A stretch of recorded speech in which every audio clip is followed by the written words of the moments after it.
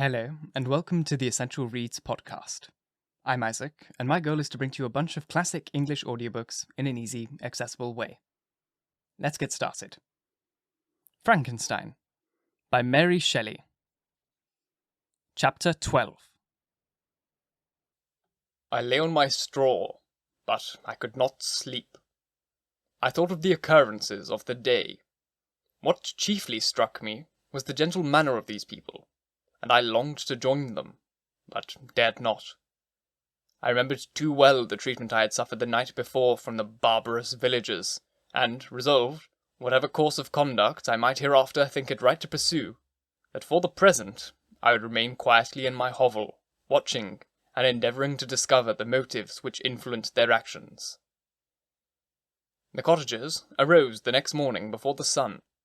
The young woman arranged the cottage and prepared the food, and the youth departed after the first meal. This day was passed in the same routine as that which preceded it.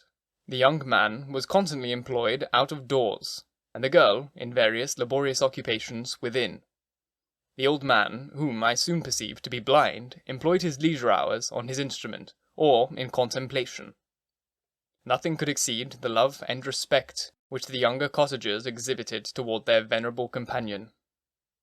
They performed towards him every little office of affection and duty with gentleness, and he rewarded them by his benevolent smiles. They were not entirely happy. The young man and his companion often went apart and appeared to weep. I saw no cause for their unhappiness, but was deeply affected by it.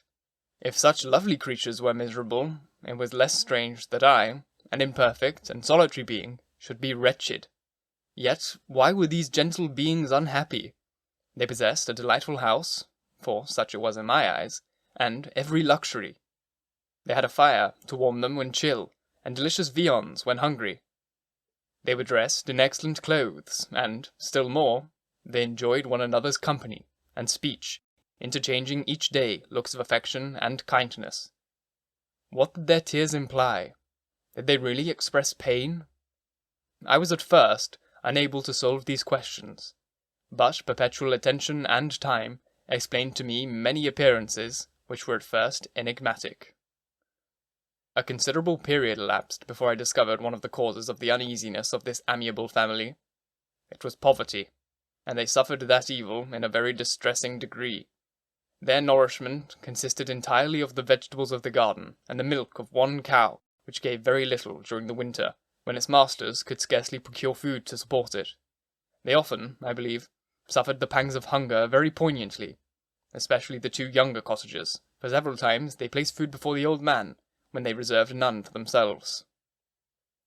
This trait of kindness moved me sensibly. I had been accustomed, during the night, to steal part of their store for my own consumption, but when I found that in doing this I inflicted pain on the cottagers, I abstained and satisfied myself with berries, nuts, and roots which I gathered from the neighbouring wood. I discovered also another means through which I was enabled to assist their labours. I found that the youth spent a great part of each day in collecting wood for the family fire, and during the night I often took his tools, the use of which I quickly discovered, and brought home firing sufficient for the consumption of several days. I remembered the first time that I did this. The young woman, when she opened the door in the morning, appeared greatly astonished on the seeing of a great pile of wood on the outside. She uttered some words in a loud voice, and the youth joined her, who also expressed surprise. I observed, with pleasure, that he did not go into the forest that day, but spent it in repairing the cottage and cultivating the garden. By degrees I made a discovery of a still greater moment. I discovered that these people possessed a method of communicating their experience and feelings to one another by articulate sounds. I perceived that the words they spoke sometimes produced pleasure or pain, smiles or sadness in the minds and countenances of their hearers. This was indeed a godlike science, but I ardently desired to become acquainted with it. But I was baffled in every attempt I made for this purpose. Their pronunciation was quick, and the words they uttered, not having any apparent connection with the visible objects, I was unable to discover any clue by which I could unravel the mystery of their reference. After great application, however, and after having remained during the space of several resolutions of the moon in my hovel, I discovered the names that were given to some of the most familiar objects of discourse. I learned and applied the words fire, milk, bread, and wood. I also learned the names of the cottagers themselves. The youth and his companion had each of them several names, but the old man had only one, which was father.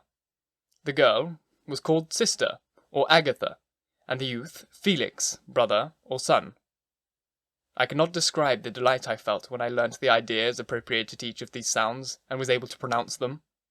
I distinguished several other words without being able as yet to understand or apply them, such as good, dearest, unhappy. I spent the winter in this manner. The gentle manner and beauty of the cottagers greatly endeared them to me. When they were unhappy, I felt depressed. When they were rejoiced, I sympathized in their joys. I saw few human beings besides them, and, if any other happened to enter the cottage, their harsh manners and rude gait only enhanced me to the superior accomplishments of my friends. The old man, I could perceive, often endeavoured to encourage his children, as sometimes I found that he called them to cast off their melancholy. He would talk in a cheerful accent, with an expression of goodness that bestowed pleasure even upon me. Agatha listened with respect, her eyes sometimes filled with tears, which she endeavoured to wipe away, unperceived. But I generally found that her countenance and tone were more cheerful after having listened to the exhortations of her father. It was not thus with Felix. He was always the saddest of the group, and even to my unpractised senses, he appeared to have suffered more deeply than his friends. But if his countenance was more sorrowful, his voice was more cheerful than that of his sister, especially when he addressed the old man. I could mention innumerable instances which, although slight, marked the disposition of these amiable cottagers. In the midst of poverty and want, Felix carried with pleasure to his sister the first little white flower that peeped out from beneath the snowy ground. Early in the morning, before she had risen, he cleared away the snow that obstructed her path to the milk-house, drew water from the well, and brought the wood from the outhouse, where, to his perpetual astonishment, he found his store always replenished by an invisible hand.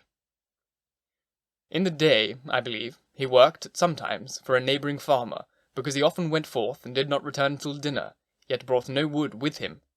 At other times he worked in the garden, but as there was little to do in the frosty season, he read aloud to the old man and Agatha. This reading had puzzled me extremely at first, but, by degrees, I discovered that he uttered many of the same sounds as he read as when he talked. He conjectured, therefore, that he found on paper signs for speech which he understood, and I ardently longed to comprehend these also. But how was that possible, when I did not even understand the sounds for which they stood as signs? I improved, however, sensibly in this science, but not sufficiently to follow up any kinds of conversation, although I applied my whole mind to the endeavour. For I easily perceived that, although I eagerly longed to discover myself to the cottagers, I ought not to make the attempt until I had first become master of their language, which knowledge might enable me to make them overlook the deformality of my figure, for with this also the contrast perpetually presented to my eyes had made me acquainted. I had admired the perfect forms of my cottagers, their grace, beauty, and delicate complexions, but how I was terrified when I viewed myself in a transparent pool. At first I started back, unable to believe that it was indeed I who was reflected in the mirror, and when I became fully convinced that I was in reality the monster that I am, I was filled with the bitterest sensation of despondence and mortification. Alas, I did not yet entirely know the fatal effects of this miserable deformity. As the sun became warmer, and the lights of the day longer, the snow vanished, and I beheld the bare trees and the black earth. From this time Felix was more employed, and the heart-moving indications of impending famine disappeared. Their food, as I afterwards found, was coarse, but it was wholesome, and they procured a sufficiency of it. Several new kinds of plants sprang up in the garden which they dressed, and these signs of comfort increased daily as the season advanced.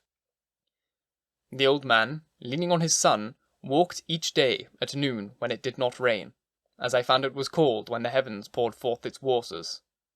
This frequently took place, but a high wind quickly dried the earth, and the season became far more pleasant than it had been. My mode of life in my hovel was uniform. During the mornings, I attended the motions of the cottagers, and when they were dispersed in various occupations, I slept.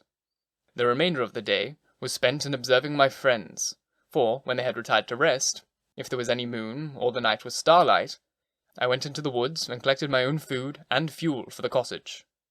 When I returned, as often as it was necessary, I cleared their path of the snow, and performed those offices that had been done by Felix. I afterwards found that these labours, performed by an invisible hand, greatly astonished them, and once or twice I heard them, on these occasions, utter the words "good spirit," "wonderful." But I did not, then, understand the significations of these terms.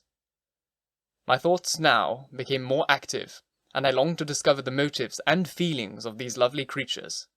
I was inquisitive to know why Felix appeared so miserable, and Agatha so sad. I thought, foolish wretch, that it might be in my power to restore happiness to these deserving people.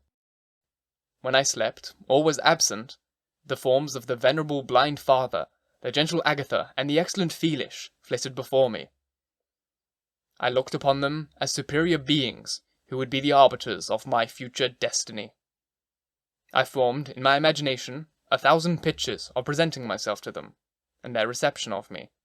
I imagined that they would be disgusted, until, by my gentle demeanour and conciliating words, I should win their favour, and afterwards their love. These thoughts exhilarated me, and led me to apply with fresh ardour to the acquiring of the art of language. My organs were indeed harsh, but supple, and although my voice was very unlike the soft music of their tones, yet I pronounced such words as I understood with tolerable ease. It was as the ass and the lapdog, yet surely the gentle ass, whose intentions were affectionate, although his manners were rude, deserved better treatment than blows and execration. The pleasant showers and genial warmth of spring greatly altered the aspect of the earth. Men, who before this change seemed to have hid in caves, dispersed themselves, and were employed in various arts of cultivation. The birds sang in more cheerful notes, and the leaves began to bud forth from the trees. Happy, happy earth! Fit habitation for gods, which, so short a time before, was bleak, damp, and unwholesome. My spirits were elevated by the enchanting appearance of nature. The past was blotted from my memory, the present was tranquil, and the future gilded by bright rays of hope and anticipations of joy. Thank you so very much for listening. If you enjoyed, please leave a review. If you're on YouTube, subscribe, comment, like, all the YouTubey things. And if you really want to support me, go to my Patreon. The link is in the description box. Once again, thank you very, very much for listening. And until next time, bye-bye.